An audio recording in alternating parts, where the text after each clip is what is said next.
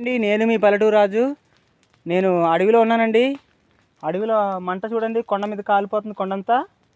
అలాగే ఎందుకు వచ్చానంటే కింద నా జీడి మొక్కలు ఉన్నాయండి. ఈ జీడి మొక్కలు అనేది అంటుకోకుండా నడుగట్ల మీద ఆర్పడానికి వచ్చాను. అప్పటికే తోట దగ్గరికి వచ్చేసిందండి. అలా అది మొత్తం స్పేర్ తోటి ఆర్పాను.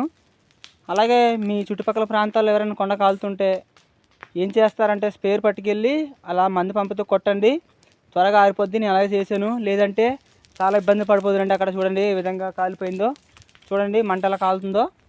అలాగే ఇప్పుడు పైకి ఉంది. అలాగే ఇప్పుడు చూడండి అలా అక్కడ కనిపిస్తుందో స్పేరు,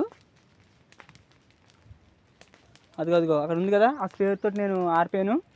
ఇలాగా ఈ తోటంతా ఇప్పుడు చూడాలండి కాలిపోకుండా.